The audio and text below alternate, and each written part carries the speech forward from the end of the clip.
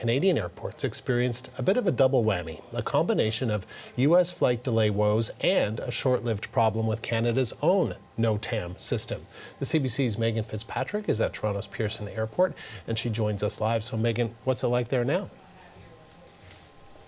Hi, Andrew. Well, yeah, on the heels of that sort of mess that a lot of travelers experienced over the holidays, another day of bumpy travel for some passengers because of those delays in the U.S., and they continue to have a ripple effect throughout the day. I'll just step out of the way so you can have a look at the board here. We're in the arrival section of Pearson Airport, and look at all those delays. There's just many of them from all over the U.S., from Nashville, Chicago, New York, Miami, Charlotte, Boston, D.C., Houston, L.A., Fort Lauderdale, San Francisco, San Diego, pretty much all those major U.S. destinations. And a lot of those are hubs where people were getting connecting flights. We've been talking to passengers throughout the day, Andrew, who said they were flying in from other places originally, as far away as Japan and Brazil, and trying to connect through places like Chicago and New York, and had their flights delayed. Some had already boarded their flights, thought they were taking off on time, only to be told to get off the plane. Here's some of the experiences we were hearing from some travelers.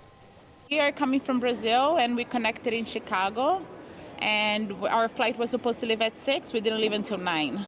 A long day with 2 kids. We sat on the plane for about 15 minutes, and they said they just found out that the FAA shut everything down and that we had to deboard the plane and wait for probably about another hour and a half before we could go anywhere. As a mom, I was concerned about keeping people fed and happy and calm. So I think, like, all in all, an hour delay instead of what could have been a whole day being delayed at the airport and stranded. I'm happy. Happy to be home. And there are also some travelers who were impacted going to the United States this morning. Pearson Airport saying that between the hours of 6 a.m. and 9 a.m. that about 34% of flights were impacted because of that FAA outage. All those delays on the board behind me, I should say, not necessarily connected to that FAA outage. We can't tell by looking at the board the cause for the delay, but certainly you can tell a lot of passengers affected today one way or the other with their flights, Andrew. And then Megan, Canada also briefly experienced its own problems with NOTAM. That's that flight communication system here in Canada. What do we know about that? What we know is that it started around 10:20 this morning, according to Nav Canada, saying they started experiencing problems with the entry part of the NOTAM system. And they say it did get resolved by about 1:15 this afternoon. Here's a bit more of a statement from a spokesperson for Nav Canada. They said mitigations were in place to support continued operations. We're still investigating the root cause of the failure.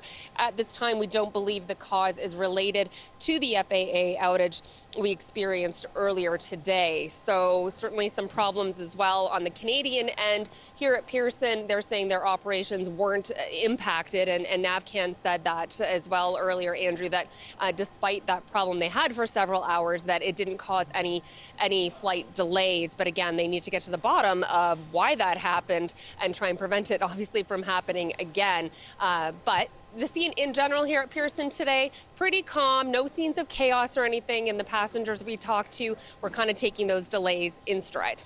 Megan, thank you. The CBC's Megan Fitzpatrick at Pearson International Airport in Mississauga, Ontario. We sat on the plane for about 15 minutes, and they said they just found out that the FAA shut everything down and that we had to deboard the plane and wait for probably about another hour and a half before we could go anywhere. Our top story, thousands of flights were grounded this morning across the U.S. A system failure left airlines and airports without critical safety information for hours.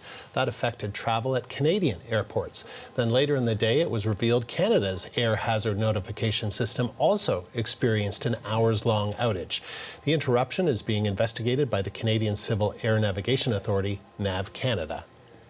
For more on this story, I'm joined by Duncan Dee. He's the former Chief Operating Officer at Air Canada and joins us from Chicago. Thanks for speaking with us, Duncan.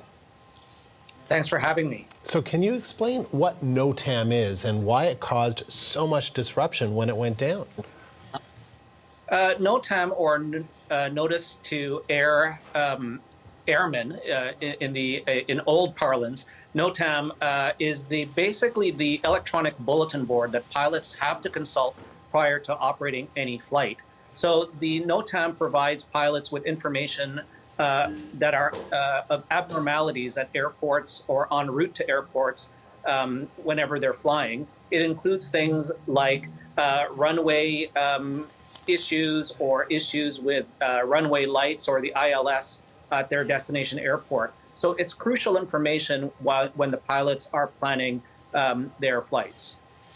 So you can understand why the U.S. grounded flights for a period of time, because it just simply would be too dangerous potentially to fly?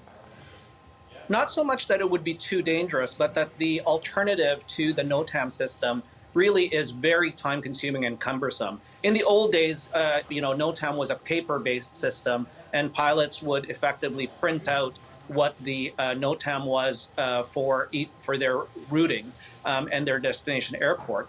The situation this morning with the volume of flights really meant that in order for flights to operate, you would have had to go manual and radio communication with air traffic control. So this situation really was necessitated because of the number of flights and the complexity of the operations. So Nav Canada, the corporation that owns and operates Canada's civil air navigation system, said it also experienced a brief outage. Was it the same system that went down? Well, really, they're two separate systems, but they do the same thing. The U.S. NOTAMs and the Canadian NOTAMs aren't joined. They're separate, and they provide similar information to pilots who are planning their flights. It provides information en route and also at the destination airport. So they're separate systems, and Nav Canada said that its problems were unrelated to the outage in the United States. What do you make of this coincidence that both would experience problems on the same day?